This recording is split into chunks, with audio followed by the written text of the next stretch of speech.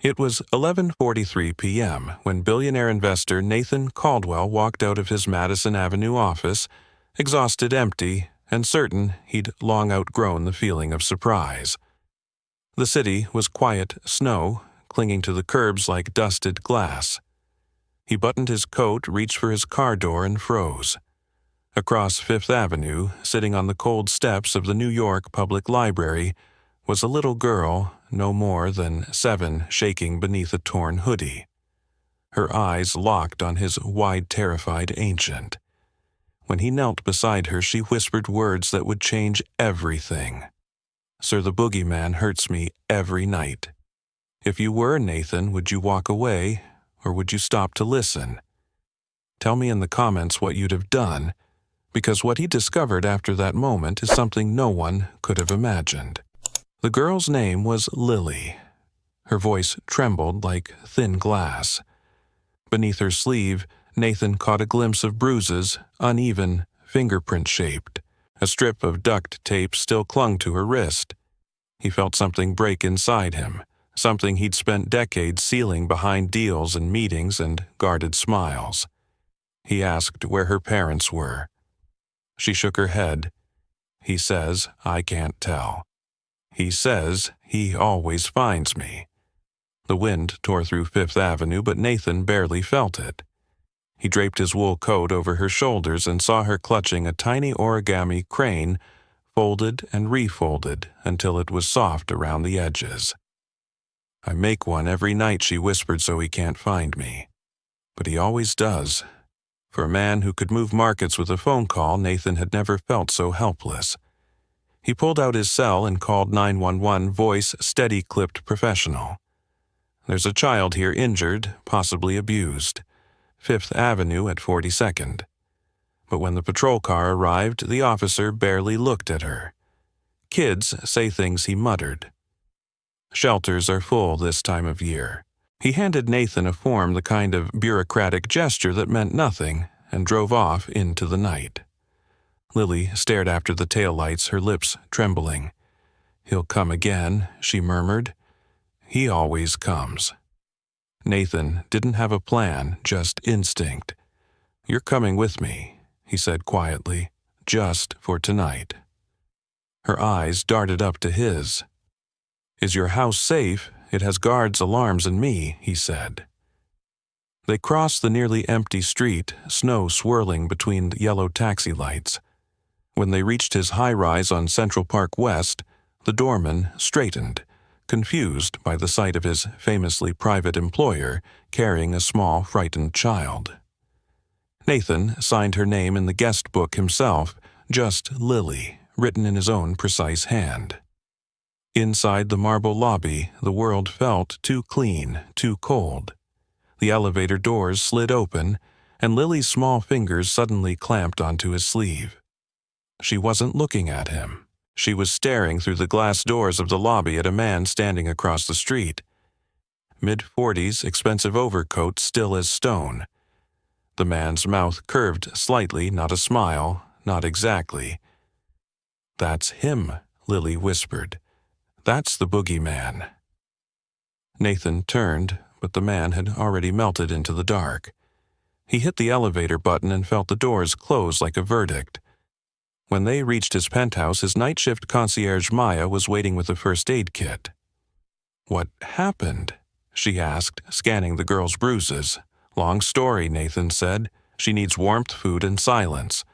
Maya knelt beside Lily, her voice calm, clinical but kind. "Hey there, sweetheart. Mind if I take a look at that foot?" Lily hesitated, then nodded. The sole was cut and dirty, probably from running barefoot. Maya cleaned it gently. "You're safe here," she said. "This bandage only works on brave kids." Lily managed the smallest smile. "Is it real magic, real enough to make the pain stop?" Maya said. Nathan poured warm milk, found crackers, and realized he hadn't used his own kitchen in months. Lily sat at the counter watching him like she wasn't sure it was real. She ate slowly, every bite careful, polite. When she finished, she wiped her hands on her sleeve and whispered, Do people like him ever go to jail? Nathan's voice was quiet but firm. If they don't, we make sure they do. He settled her on the couch under a soft gray blanket, the one his mother had knitted before she died, something he hadn't touched in 10 years. The city glowed through the glass walls behind them. Lily clutched her origami crane in both hands. "Will he find me here?" she asked. "Not here," Nathan said. "Not while I'm breathing." Her eyes began to close, exhaustion overtaking fear. "Will you still be here when I wake up? I will." When her breathing evened out, Nathan walked to the security console and replayed the lobby footage. Frame by frame, he froze the image at 10:02 p.m., the man outside. Expensive suit hands and pockets, a ring, flashing on his right hand, a gold lion's head. Nathan's stomach twisted. He zoomed closer until the pixels blurred. His phone buzzed. Maya's voice came through softly. "Nathan, we just found something on the service entrance wall. A chalk mark, a circle with a line through it." "Tagging?" he asked. "Looks like it. Fresh." He looked back at the couch where Lily slept with the paper bird in her fist. Her lips moved in a dream. "Don't let him in," she murmured. Nathan turned toward the window. Snow kept falling soft and unbothered over a city that didn't stop for anyone's pain. But inside that apartment, something fundamental shifted. A man who'd built his life around control, now standing watch over a child who'd been robbed of hers. He whispered to himself, to the city, to the ghost of the man downstairs. "You picked the wrong kid to hurt." Then he called someone he hadn't spoken to in years. Detective Asha Patel, Special Victims Division. "Asha. It's Caldwell," he said. "I think I just found one of yours, and I think she's being hunted." The line was quiet for a moment. "Nathan," she said finally, her tone grave. "Whatever you do, don't let her out of your sight." Outside, a snowplow roared past. Inside, the paper crane on Lily's chest rose and fell with her breathing wings trembling under the faint light. Nathan stared at it, realizing he had no idea what kind of monster he was up against, but for the first time in decades, he knew exactly what he had to do. The first night inside Nathan Caldwell's apartment felt heavier than any boardroom he had ever walked into. Outside, the city pulsed quietly, below the glass 1,000 glittering windows pretending that everything was fine.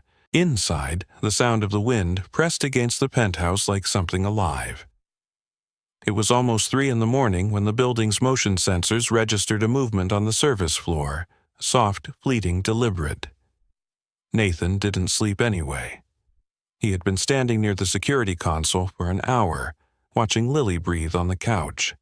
He had locked every door, activated every alarm, double-checked the biometric access codes. Still, his body refused to rest. For the first time in years, the man who controlled everything was aware of how fragile safety really was. Maya walked in quietly, her slippers silent against the marble. "You should rest," she said. "I can't," Nathan replied, his voice low. "The system just pinged the service corridor. Could be nothing. But we're not assuming nothing anymore." Maya glanced at the sleeping child. "You think he followed her here?" Nathan shook his head slowly. "He didn't just follow her. He marked this place. You saw the chalk outside." Maya crossed to the console and zoomed in on the feed. The night vision showed nothing but wind rattling a trash bin. "Could be air currents," she said. "Air doesn't draw circles," Nathan murmured. He typed a command that sent the building's internal logs to his private cloud and another to his contact Ari, a cybersecurity specialist who owed him favors from a decade back. Ari texted back instantly, "On it. Running diagnostics. Expect remote access in 5. Nathan's eyes moved to Lily again. She was small, too small for the massive gray couch. Her hand still clutched the paper crane. She hadn't made a sound since falling asleep. Every so often she would twitch like someone bracing for an invisible strike. When Ari called, Nathan answered on speaker. "Talk. Your firewall's fine," Ari said. "But I found a micro-signal near your elevator, some kind of tracker. Could be a key fob, could be planted tech. Want me to sweep the building? Do it," Nathan said. "No one gets in or out without your eyes on them." "Copy that. You want me to notify NYPD Cyber?" "Not yet," Nathan replied. "We do this clean." Maya exhaled quietly. "What are you thinking?" "That he's not just a man." Nathan said, "Whoever this Boogeyman is, he's practiced. Knows fear. Knows when to show himself and when not to." Maya didn't answer. She returned to the couch and adjusted the blanket over Lily's shoulder. For a long time they both watched her sleep in silence. At 3:08 a.m., the console beeped again, this time the motion sensor on the terrace. Nathan's pulse jumped. He muted the alarm, grabbed the small handgun from his safe, and crossed the room with silent, measured steps. He switched the lights off as he moved. Moonlight reflected against the glass, revealing the faint outline of a handprint on the terrace door. "Fresh," Maya whispered. "That wasn't there before." Nathan nodded. He opened the drawer near the kitchen and pulled out a small device, thermal scope, military grade. The screen glowed blue and cold. Outside, beyond the glass, a faint orange shape flickered once, then vanished. "Someone's testing us," Nathan said. Maya whispered, "Police know. They don't test, they announce." He called Ari again. "Feed me the rooftop camera." Ari's voice came through the static. "Got movement east ledge 23 seconds ago. Tall, male, dark coat, no visible face. Camera 4 caught partial reflection. Nathan, he's not random." Nathan's jaw clenched. "Keep the footage secure. Encrypt it." By the time the building's guards reached the terrace, the ledge was empty, except for a faint white streak, the residue of chalk dust near the drain. The same symbol as before. Maya looked shaken. "He's marking her again, isn't he?" Nathan nodded. "He wants her afraid. He wants me rattled. He doesn't know who he's dealing with." They spent the next hour reinforcing the apartment's perimeter. Nathan had Maya install a second code lock on the front door. He reprogrammed the elevator override so it would only respond to his thumbprint and voice. By dawn, his home had become a fortress. When the first light crept through the windows, Lily stirred. Her eyes opened slowly, wary and half-dreaming. For a moment, she didn't remember where she was. Then she saw Maya sitting nearby and Nathan standing at the console. "You didn't leave," she said softly. "No," Nathan answered. "Told you I wouldn't." Lily sat up and looked around. "You have a lot of windows," she said. "Boogeymen like windows." "Not these," he said. "These are bulletproof." She gave him a tiny nod. "He used to stand outside mine," she said. "Sometimes I'd see his ring shine in the dark. I could smell smoke through the glass." Nathan crouched down so they were eye level. "He's not going to hurt you again. Not while I'm here." Her expression didn't change, but her shoulders eased just slightly. "You mean it. I've never meant anything more." Maya handed Lily a cup of cocoa. "Drink this. Magic again." Lily took a sip, watching the steam curl upward. "Do you think he's scared of you?" she asked Nathan. He hesitated. "I think he should be." By afternoon, Ari arrived in person. He was tall, scruffy, wearing a hoodie under a blazer, the kind of man who didn't fit in glass towers but made them run. He brought scanning gear and a portable monitor. Within an hour, he had mapped the apartment's signal traffic and found 2 irregular frequencies. One was in the elevator shaft, the other embedded in a small vent near the terrace. "Hidden mic," Ari said. "Cheap, foreign-made, but effective. Someone's been listening." Nathan stared at the tiny device. "He's been inside this building." "Or someone who works for him," Ari said. "You want names, I'll get you names. Do it quietly, Nathan said. I don't want him running before I know who he is. The three of them spent the rest of the day turning paranoia into protocol. Ari installed encrypted cameras that fed only to Nathan's private server. Maya drafted a rotation schedule for building security. Lily drew a new paper crane for every door, hanging them like charms. They make bad things forget where you sleep, she said. When night returned, the city glowed again, indifferent. The snow had turned to freezing rain wind moaning against the windows. Nathan stood at the glass, staring at the skyline. He had spent his life mastering numbers, strategies, leverage, but nothing in his career had prepared him for the sound of a child whispering through nightmares. At 3:02 a.m., the alarms triggered once more, just a soft chime this time like a heartbeat out of rhythm. Nathan didn't hesitate. He was already moving down the hallway, gun-drawn Ari behind him, Maya watching Lily from the living room. They checked the perimeter, no intruder, no breach. But near the main door, taped low to the frame, was another symbol, a crude chalk mark still wet from the rain. It wasn't a circle this time. It was the shape of a hand pressed flat and deliberate. Maya's voice trembled. He was here. Nathan looked at the mark, then at Lily, sleeping under the throw blanket, unaware of the darkness that kept circling her. His face hardened. Then we stop waiting, he said. We find him first. And somewhere far below, in the blur of headlights and winter wind, a figure in a black coat watched the tower with a cigarette burning between his fingers, the lion's ring glinting in the light before he turned away.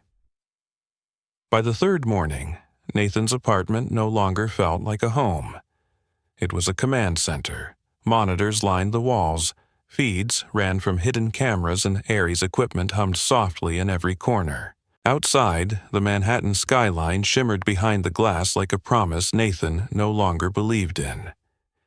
Inside, a little girl folded paper cranes and lined them along the window ledge, one for each night she survived without fear. She had made 7. Lily sat at the long dining table, the city's reflection glinting in her cocoa mug. She wasn't drawing monsters this time. She was sketching a man's hand, a ring shaped like a lion's head, with a deep scratch running across the band. Nathan stood behind her, silent, watching her pencil move. "That's him," she said quietly. "That's the hand that hurts." Nathan felt the weight of those words press into his chest. "We'll find him," he said. Ari turned from his laptop where lines of data scrolled across the screen.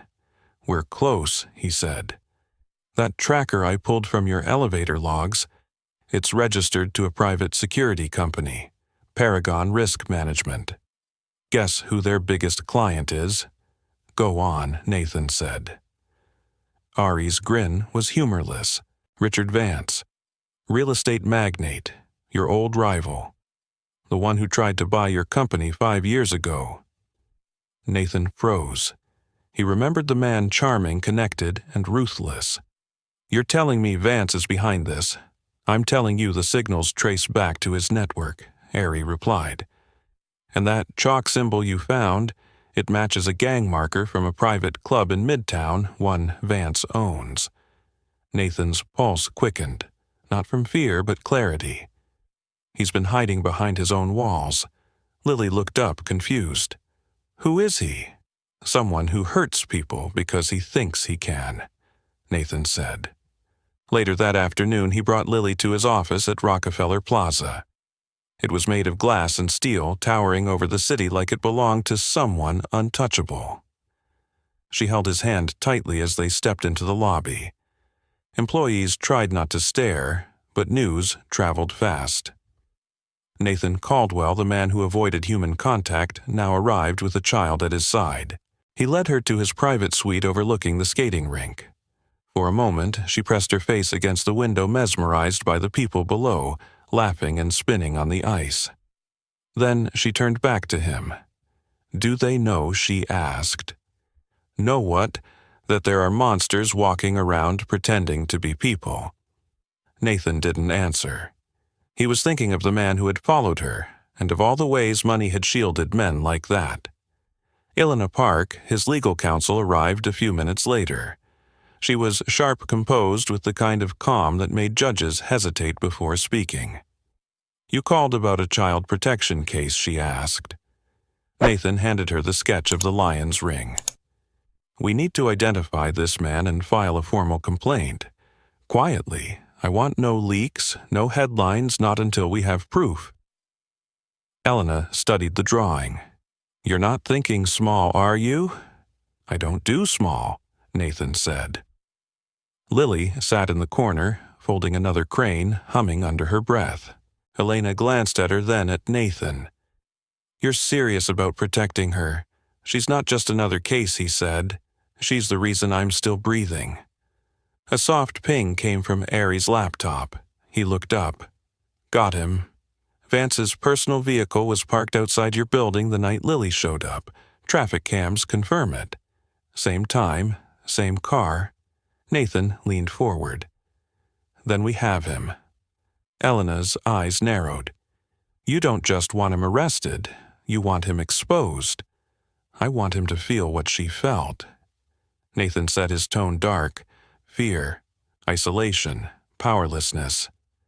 Elena exhaled. "Then we'll do this the right way, legally, safely." They set the plan in motion that night. Elena contacted a retired judge, Mr. Romano, one of Nathan's old neighbors, a man who owed him a favor. Romano agreed to help stage a controlled meeting with Vance under the pretense of a charity negotiation. They would record the conversation extract and admission and hand it directly to Detective Asha Patel, who had already reopened Lily's file under a confidential directive. Before the meeting, Nathan found Lily sitting near the window, her cranes lined up in a perfect row. She held the newest one out to him. "For luck," she said. He smiled faintly. "I'll take all I can get." When Vance arrived the next afternoon, he was every inch the man Nathan remembered: tailored suit, easy grin, the kind of handshake that hid its pressure behind charm. He looked around the office. "You've done well for yourself, Caldwell," he said. "Didn't think you'd ever invite me here." "Business changes," Nathan said evenly. "So do priorities." Vance's gaze slid to the side toward the drawing of the lion's ring pinned discreetly on the corkboard. For the briefest moment, something flickered in his eyes: recognition, annoyance, maybe even fear. Then it was gone. "I hear you've taken in a little stray," Vance said smoothly. "People talk." "Generous of you." Nathan's jaw tightened. "You should be careful what you hear." Aries' voice came quietly through the earpiece recordings live. Vance smirked. "I'm just saying these kids sometimes they make up stories. You give them attention and they twist it. You'd be surprised what they'll say to stay warm." Nathan's voice dropped. "I don't believe she made up the bruises." "Or the lion on your ring?" Vance's smile faltered for half a second before he recovered. "Careful, Nathan. Accusations have consequences." "So does truth," Nathan said. The conversation stretched thin, each word calculated. When Vance finally stood, his mask slipped just enough for Nathan to see what lived beneath it: a kind of satisfaction, the look of a man who had walked away from too many broken lives untouched. He straightened his cufflinks, revealing a flash of gold. The lion's head gleamed under the light. "Nice to see you again," Vance said, voice smooth as oil. "You always did have a soft spot for hopeless causes." When he left, Nathan didn't move for a long moment. Then Ari's voice broke through. "Got it. Audio's clean." He just confessed to enough for Patel to move. Nathan turned toward the window. Down below, people were skating, laughing, unaware of the darkness circling just a few stories above them. Lily's paper cranes caught the breeze from the vent and fluttered like tiny wings. For the first time, he believed they might actually mean something. The boardroom was quiet except for the faint hum of the air vents and the ticking of Nathan Caldwell's watch. It was the same room where he had once closed billion-dollar mergers, but today, he wasn't selling companies. He was confronting a man who made monsters real. Richard Vance sat across from him, relaxed, confident, with a grin that had fooled judges, investors, and journalists alike. Between them lay a hidden recorder, its red light blinking faintly against the polished oak table. Elena Park stood near the window. Her arms crossed, her calm masking fury. Judge Romano was beside her, his face unreadable. "You both understand," he said quietly. "What you're about to do could end more than a career. It could end lives." Nathan didn't flinch. "That's the point." Vance leaned back, spreading his arms like a man presiding over a kingdom. "You make it sound like I'm the villain here," he said. "You've forgotten who built half the skyline outside those windows. People loved their towers. They don't care how they're made." "I care," Nathan said. His voice was steady, cold. "And I have proof." Vance laughed low and unhurried. "Proof of what? A child's fairy tale, Nathan. You've always been sentimental. You see a lost kid, and suddenly you're a hero." Elena stepped forward, sliding a document onto the table. "That fairy tale has a pattern. 7 missing children, all in areas owned by your subsidiaries, all with matching injuries." Vance's smile twitched. "Coincidence? The city eats its weak, always has." Nathan leaned in, his tone tightening. "Not anymore. We're feeding it the truth this time." The silence that followed was sharp enough to draw blood. Outside, the city glowed behind tinted glass. Inside, every word was a blade. Ari's voice came through Nathan's earpiece, calm and clipped. "Audio's good. Patel's listening live. Keep him talking." Vance didn't know he was already undone. "You really think anyone will believe you? I own the headlines. I fund the campaigns. You'll look like a man who lost his mind over a street kid." Nathan smiled faintly, a kind of smile that didn't reach the eyes. "Maybe, but I've got something you never will, someone willing to tell the truth." The door opened. For a heartbeat, Vance's mask slipped. Lily stood there, flanked by Detective Asha Patel and Maya. She held one of her paper cranes in both hands, her chin lifted just enough to hide the trembling. Vance stood. "What is this?" "This," Patel said, "is a witness. You can't use her." Vance snapped. "She's unstable, traumatized. You people have no idea what you're doing." "Actually," Patel said, setting a recorder on the table, "we know exactly what we're doing." Lily's voice was small, but unshaking. "You said no one would believe me. You were wrong." The sound of those words hit harder than any legal argument. Vance froze, the faintest panic breaking through his polished exterior. "You don't understand, little girl," he began, but Nathan cut him off. "No, Richard, you don't understand. You left marks on her life, on her skin, but she's not yours anymore." Elena slid another folder across the table. Inside were photos, timestamps, security logs, and bank transactions connecting Vance's foundation to a series of front companies funding his youth mentorship projects. It was the kind of evidence that could sink an empire. Judge Romano spoke quietly, almost gently. "Richard Vance, I've known you 30 years. I can't decide which is worse, that you did this or that you thought you could hide it." Vance's expression hardened. "You think this ends me? I'll be out in a week. Men like me don't fall, Judge." We land softly. Nathan stood. Not this time. Before Vance could respond, Patel's radio crackled. "Units in position," came the voice from outside. "We have warrants for Vance and 2 of his executives, standing by." Patel nodded once, signaling the officers waiting in the hall. Within seconds, the door burst open. The sound of handcuffs closing over Vance's wrists was sharper than the ticking of Nathan's watch. Vance turned fury breaking through his mask at last. You think this makes you righteous? You don't know what I've done for this city. I built your future." Nathan's voice was steady, cold, absolute. "You built prisons and called them progress. The future you built dies today." The officers led Vance away. The room fell silent except for the faint sound of paper rustling.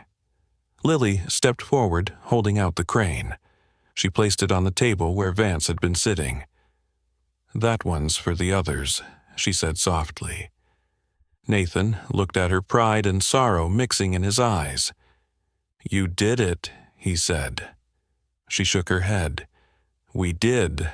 Later, when the room was empty and the evidence secured, Nathan stood by the window watching the city lights flicker below. Elena joined him, her voice low. "You know this isn't over. The media, the lawsuits, they'll come for you." "Let them," Nathan said. "They can have my company. I don't need walls made of glass anymore." Patel approached her tone softer than he'd ever heard it. "We'll make sure she's safe, Nathan. There's a foster placement waiting, but she keeps asking if she can stay with you." Nathan turned, meeting her eyes. "Then let's make that happen." Patel studied him for a moment, then nodded. "You'd be good for her." As she left, Maya lingered by the door. "You realize what you just did, right?" "I didn't save her," Nathan said. "She saved me." Outside, the wind pressed against the glass, the same sound it had made every night since she came into his life. But this time, it didn't sound like a warning. It sounded like the world exhaling, finally mercifully, because someone had stood up and refused to look away. The morning after the arrest, the city felt different. Not quieter, not brighter, just more human. For the first time in years, Nathan Caldwell walked into his office without a suit jacket or a meeting on the calendar. The skyline outside his windows glowed gold with winter sunlight, but his eyes weren't on it. They were on the small paper crane Lily had left on his desk, its wings slightly bent from her tiny hands. News of Richard Vance's downfall spread like wildfire. Every network carried the footage, Vance in handcuffs, his empire of charities and real estate, stripped bare executives testifying, victims stepping forward. What had begun as a whisper in the dark had become a reckoning. Helena Park handled the legal storm with her usual precision, deflecting questions, keeping Nathan's name out of headlines. But his phone never stopped ringing, reporters, investors, people pretending to care. He didn't answer a single call. Instead, he went to the hospital where Lily and Maya were waiting. Lily was sitting cross-legged on the floor of the pediatric lounge, drawing with a new set of markers. Her hair was cleaner now, her cheeks brighter. Maya was beside her, flipping through a binder filled with court forms. "Judge Romano signed the guardianship papers this morning," she said, smiling. "You're officially responsible for her now." Nathan felt the word sink in. Responsible. The word didn't sound like a burden, it sounded like a promise. He looked at Lily, who had started folding another crane. "That's number 20, she said proudly. "One for every bad dream I don't have any more." He knelt beside her. "Maybe soon you'll run out of bad dreams to count." She looked up at him, serious. "Then I'll fold cranes for other kids." That night, Nathan took her to the new apartment he had prepared near Brooklyn Bridge Park. It was nothing like his penthouse, smaller, warmer, filled with light. The first thing Lily noticed was the empty glass bowl on the entry table. "What's that for?" she asked. "For the cranes," he said. "For every kid who comes here scared and leaves braver." She tilted her head. "Then we'll need a lot of bowls." They both laughed. It was the first time Nathan realized how much her laughter sounded like wind through open windows, soft, unguarded, free. Over the next few weeks, the world moved on in its usual impatient way. The trial began. Vance's attorneys tried to frame his crimes as misunderstandings, but the evidence was relentless. Patel's task force uncovered a network of abusers masked behind non-profit fronts. More survivors came forward emboldened by Lily's story.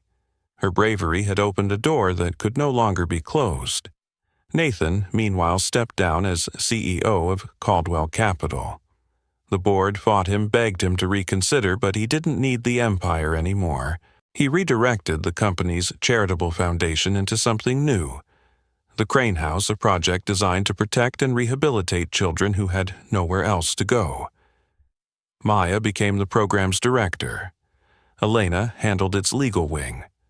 Ari built its digital safety system, ensuring that no one could ever erase a child's cry for help again. The Crane House opened its doors on a bright spring morning. The first thing visitors saw was a mural on the wall, hundreds of paper cranes, painted by children soaring toward a skyline of light. Lily stood beside Nathan at the ribbon cutting wearing a yellow dress and clutching Atlas, the golden retriever therapy dog who had become her shadow. When reporters asked her why she made so many cranes, she answered simply, "Because they remind me that bad nights don't last forever." That night, when the crowd was gone and the building was quiet, Nathan stood in the lobby watching her play with Atlas. He thought about how different his life looked now, less structured, less perfect, but infinitely more real. He could hear laughter echoing down the hallways, the sound of something he hadn't known he'd been missing. Later, they sat on a bench near the river. The city lights shimmered across the water and the air smelled like rain. Lily leaned her head against his shoulder. "Do monsters ever really go away?" she asked. He took a long breath before answering. "No," he said softly. "But people like us make sure they can't come back." She smiled at that quietly, knowingly. "Then we're like heroes." "Better," he said. "We're the ones who stay." When she fell asleep against his arm, Nathan looked out at the bridge lit in amber and thought of all the nights he'd spent chasing power, thinking it would keep him safe. Now, safety meant something entirely different. It was a girl with paper cranes and a heart that refused to break. By the end of that year, the Crane House had expanded to 3 more cities. Donations poured in from people Nathan would never meet. Some nights he stayed late reading letters from parents, teachers, even strangers who had seen the story on the news. Many included folded cranes, inside their envelopes, small tokens from people who had been inspired to care. But his favorite one came from Lily. She had written it in her neat, uneven handwriting and left it on his desk. It said, "Thank you for believing me before anyone else did. You made the monsters go quiet." He kept that letter framed on his wall right above the first crane she had ever folded, the one she'd clutched the night they met on Fifth Avenue. The paper was faded now, its wings a little torn, but he never replaced it. Some things weren't meant to be perfect, they were meant to be remembered. As dawn broke over the city, Nathan stood by the window of his new home. Lily was still asleep down the hall, Atlas curled at her feet. The skyline glowed gold again, just like that first morning after she'd said those 6 words that had changed everything. "Sir, the Boogeyman hurts me every night." He whispered them once under his breath, not out of pain, but gratitude. Because those words had ended one life and started another.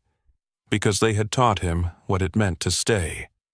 And when he turned away from the window, a small paper crane fluttered on the sill, caught in the morning breeze.